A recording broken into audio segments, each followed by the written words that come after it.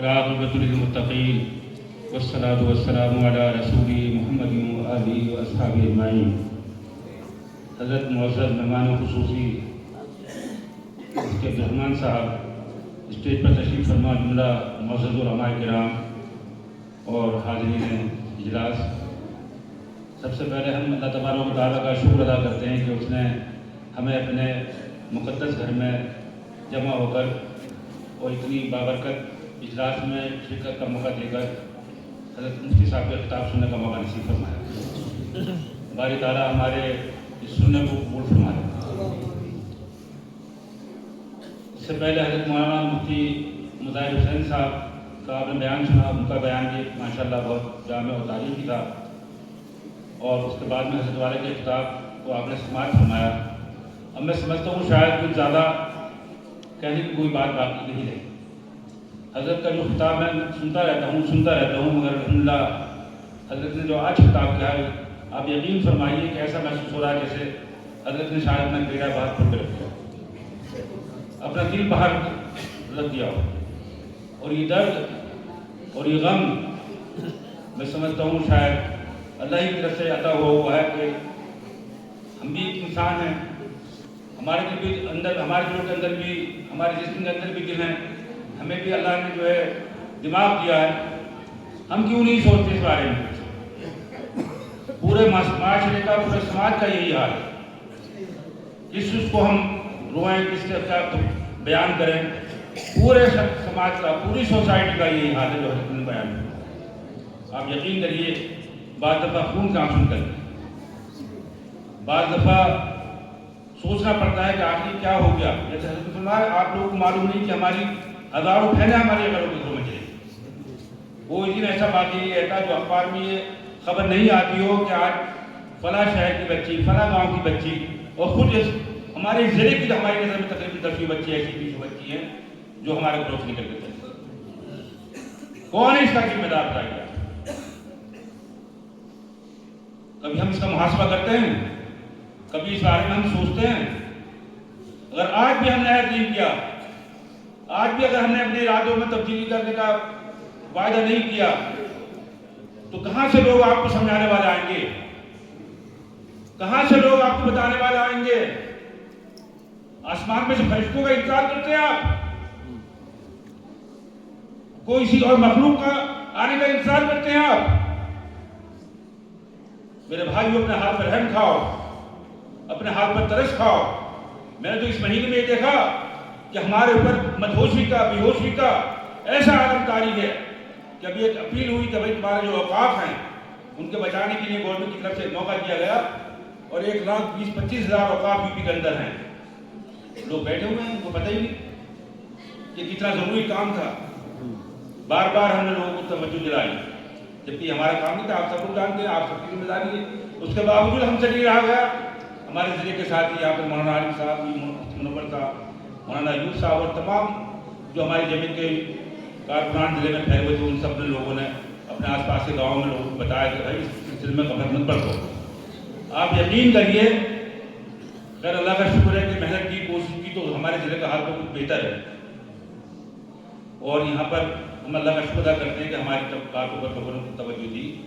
مگر بعض ضلعوں کے اندر اگر ہماری 100 جائیداد آ جاتی ہے تو وہاں پر 20% کی جائیدادوں کو اندراج نہیں کرا سکتا۔ 80% جائیدادیں، 80% قبرستان، 80% مسجدیں جب سرکار چاہے گی ان کے اوپر جو بلڈوزر چلا دیں گے، اپنے قبضے میں لے لیں گے۔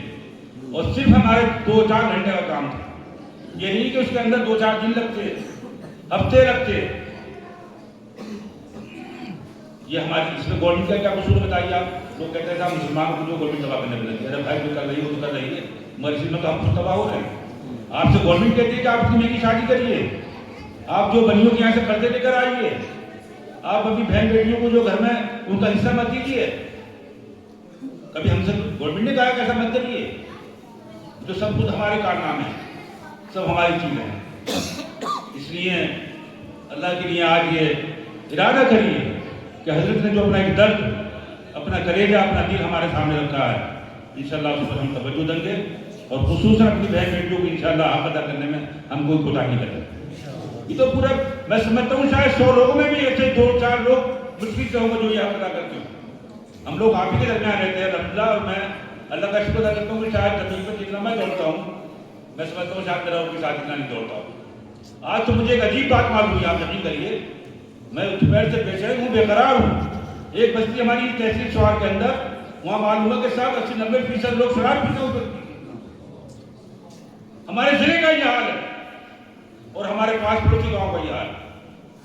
میں شرم کے مارے میں یقین کریے میں بتا نہیں سکتا کہ سامنے مجھ سکتا سر کیا کہ میرے اوپر کیا گزرا, میں چور چور ہو گیا. ہمارے ضلع کا یہ حال جہاں ایک گاؤں کے اندر 80-90% لوگ شراب کے عادی ہو چکے, جوئے کے سٹے کا عادی ہو چکے. کہاں جا رہے ہیں, کدھر کو جا رہے ہیں؟ میرے بھائیوں, ہمیں اس کی بھی فکر کرنی ہے کہ ہمارے جو بھائی ہمارے دین سے, ہم اسلام سے, آپ صلی اللہ علیہ وسلم کی سیرت سے, آپ صلی اللہ علیہ وسلم کی دعوت سے دور ہو گئے, ان کو بھی ہم قریب کرنے کی کوشش کریں, ان کے بارے میں غور و فکر کریں. اور اس کے بعد آپ کی جو وقت بہت تیزی کے ساتھ بڑھ رہا ہے, میں کچھ زیادہ وقت لے رہا ہوں شاید آپ کا, کہ اپنے مدرسوں کی فکر کیجیے. مجھے بڑی تکلیف ہوتی ہے کہ جہاں مدرسے چلتے ہیں, جو بچے لوگ ہمارے علماء کام کر رہے ہیں, ان کی ہم لوگ کام پڑھ کے کھینچتے ہیں, ان کو جو ہے ان کے بارے میں جو ہے تبصرے کرتے ہیں, بہت مال آ رہا ہے, بہت مال آ رہا ہے. ارے بھائی کہاں سے مال آ رہا ہے بتا دو. تم لوگ مان نہیں دے سکتے, تم لوگ تعاون نہیں کر سکتے, کون ہمارے سگے لوگ باہر بیٹھے ہوئے جو ہمارے لیے تعاون کریں گے؟ تو آپ کبھی اس کو سوچو تو, کون کہاں رینک پہلے, کون دے رہا مال؟ اور آپ دیکھ رہے ہیں کام سامنے آپ کے, مدرسہ بنا ہوا ہے, عمارت بنی ہوئی ہے, بچے پڑھ رہے ہیں, یہ بھی نہیں کہ صاحب مولانا صاحب گٹا گٹ کھا رہے ہیں, وہ خرچ کر رہے ہیں. جو پیسہ کون سے لے کر آ رہے ہیں وہ سب پورا 100% لگا رہے ہیں. الحمدللہ یقین کے ساتھ کر سکتے ہیں اس بات. اگر نہیں لگاتے تو کہاں سے اتنی بڑی عمارتیں جو 50 لاکھ کو 1 کروڑ 2 کروڑ 4 کروڑ کی عمارتیں بنی ہوئی مدرسے کی, کہاں سے بن جاتی؟ اس لیے اپنی سوچوں کو بھی بدلیے, مدرسوں کا ساتھ دیجیے, علماء کے ساتھ وابستہ ہوئیے, انشاءاللہ دنیا میں بھی کامیابی ملے گی, آخرت میں بھی کامیابی ملے گی. بڑا درخیز علاقہ آپ کا, تو آپ کو ماشاءاللہ اگر کوشش کریں تو یہاں پر تو ایسے مدرسے بن جائیں کہ لوگ رش کریں.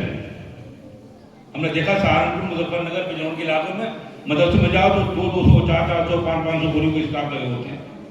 ہمارے کسی مدرسے میں اگر شاید 20 بوری آ جائے تو بہت بڑی بات. اس لیے جو ہے تھوڑا بھی خطرے سے بھی آپ مدد کریں گے انشاءاللہ, تو یہ ہمارے مدرسے پروان چڑھیں گے, ترقی کریں گے, اور انشاءاللہ پھر آپ کے لیے, آپ کے بچوں کے دین کو بچانے کے لیے کام کریں گے انشاءاللہ, اس میں بہت اضافہ کریں گے. میں دعا کرتا ہوں کہ مولانا عارف صاحب اور ان کے ساتھی اساتذہ جو مدرسے میں کام کر رہے ہیں, اللہ تعالیٰ ان کی کاوشوں کو, کوششوں کو قبول فرمائے, اور ان کے مدرسے کو اور تمام ہمارے علاقے کے مدرسے جو مدرسوں کو, ضلع کے مدرسوں کو شب روز ترقی عطا فرمائے, اور حضرت والا کا تاجر سایہ ہم سب لوگوں کے سروں پر قائم فرمائے, اور جو کچھ ہم نے سنا اللہ تعالیٰ اس پر عمل پیرا ہونے کی توفیق عطا فرمائے. وآخر دعوانا الحمدللہ رب العالمین.